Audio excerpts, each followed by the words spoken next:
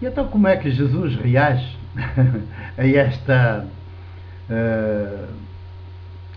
postura autoritária dos fariseus?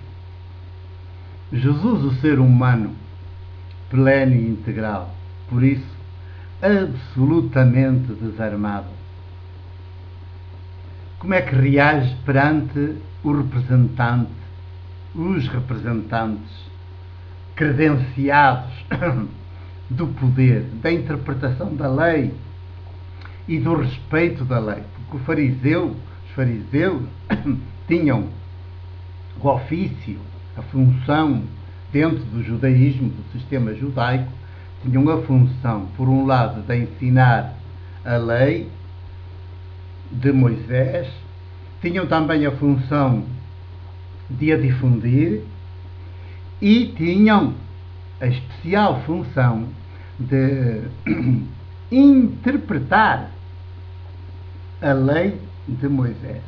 E eles eram considerados as autoridades, os credenciados pelo sistema judaico, pelo regime, estavam credenciados para interpretarem como é que a lei de Moisés, que era, digamos, a constituição política do judaísmo, como é que a lei de Moisés deveria ser corretamente interpretada então, na época.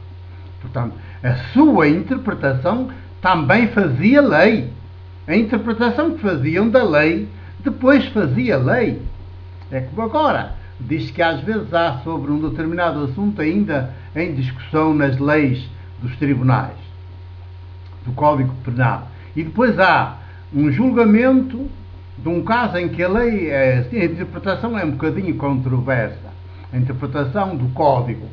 E o tribunal, naquele caso concreto que foi a julgamento, decidiu de determinada maneira. E depois a gente até diz assim, pois fez lei. Quer dizer, esta sentença que consagrou uma determinada interpretação daquela lei do Código Penal, pois passa a fazer jurisdição, portanto, a ser uma lei. Portanto, é uma interpretação que daí para a frente já ninguém do mundo, desse universo dos entendedores das leis, advogados, juízes, magistrados, etc., já não discutem mais. Faz uma interpretação, passa essa interpretação tornada sentença e confirmada, fica a ser a interpretação oficial daquilo que estava ainda em discussão. Pois quando os fariseus faziam a interpretação da lei de Moisés, portanto, da Constituição política do judaísmo, do poder político judaico, pois estava aí a interpretação oficial. Toda a gente tinha de seguir aquela interpretação. Ora, Jesus como é que reage? Os fariseus, que chamam a atenção de Jesus e o advertem, o corrigem, porque fazem os teus discípulos ao sábado o que não é permitido, Jesus diz, cá está o ser humano perante o poder.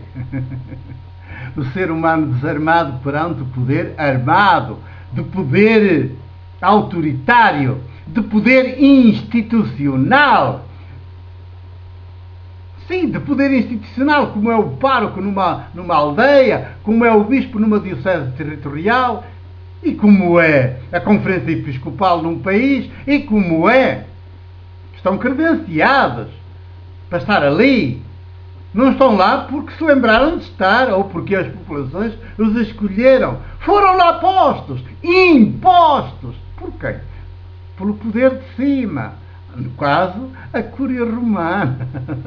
Foram lá postos, foram lá impostos. E as populações, em vez de estranharem, para aqui um corpo estranho, ainda por cima mandar na gente, e a gente ainda tem de sustentar, em vez de estranharem, que era normal como seres humanos. Então, esta situação não resulta das nossas escolhas, das nossas opções, mas é-nos imposta de fora para dentro, de cima para baixo, e a gente ainda tem de pagar as despesas todas deles e os luxos todos deles. E ainda os vamos receber com flores, com cortejos de flores, com ossanas, com vivas. Onde é que nós estamos? Quem é que nós somos? Aqui é que já nos reduziram como seres humanos. Jesus, o ser humano desarmado, o filho de Maria, de Maria de Nazaré, que não frequentou as escolas deles, que não está credenciado, só tem as credenciais do ser humano pleno e integral, que são as únicas que importam quando estamos ao nível do humano. Todas as outras que vêm de fora, que se acrescentam em cima de um humano, de um ser humano, são estranhas a ele, o próprio tem que as retirar fora, alijar essa carga, botar-la abaixo. Mas não, se por contrário, até se veste com ela e gosta muito, e é assim que se apresenta diante dos demais, está-se logo a ver que está mal intencionado, e ele quer impor-se pela força. Quer impor-se aos outros pela força. E, portanto, os outros não vão depois acatar, porque ele tem posturas de ser humano, mais humano, porventura, do que eles, mas acatam-no porque ele é um poder. Ele é um poder sobre eles. E como é um poder, sempre é melhor estar de bem com o poder, não fazer ondas, não criar obstáculos, negociar com ele, entendermos-nos com ele e tal, fazermos cedências disso, para que a gente depois também se governe e nos tornemos um pouco poder também como eles, e negociamos aqui, até passamos a colaborar, se calhar até pomos lá a nossa filha como funcionário ou como empregada lá do seu palácio, como, por exemplo, como porteiro do seu palácio, e a gente ainda fica todo contente, porque chegou ao poder, e a gente entra logo em negociações com ele. Não vêem quando entra um pároco novo, como entram logo todos a ver de que lado é que ele está, que posturas é que ele toma, se é mais aberto, se é mais fechado, se é mais avançado, se é mais conservador.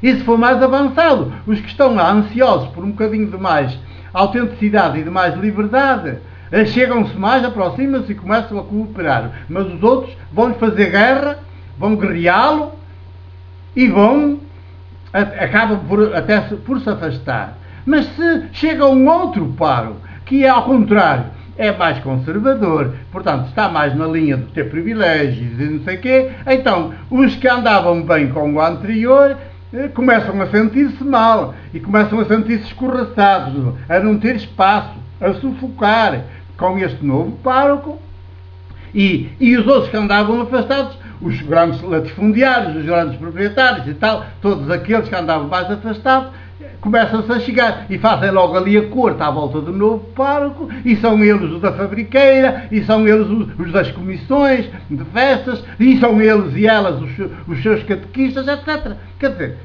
porque começam a entender-se com aquele que chegou e que é poder. É mais poder do que maiútica. É mais poder do que maiútica. Mas isto é a nossa atualidade. Também era assim no tempo de Jesus. Jesus é a presença maiútica, desencadeia de dentro para fora a libertação das pessoas, fala-as crescer de dentro para fora, de modo que elas não precisam de poderes nenhuns, pelo contrário, vão destruí-los todos, porque os poderes aparecem-nos como os grandes obstáculos ao seu desenvolvimento humano, e então nem sequer negociam com o poder, tentam levantá-lo abaixo, para se poderem afirmar como seres humanos. Então o que é que faz Jesus?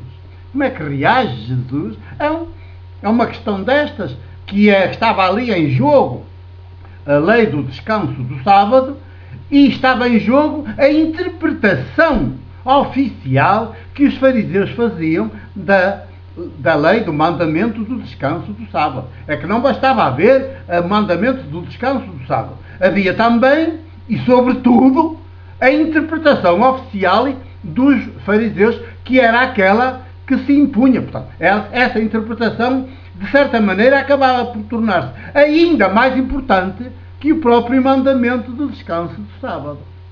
Só assim é que a gente vai entender bem Jesus no seu contexto histórico e social. Já vamos prosseguir.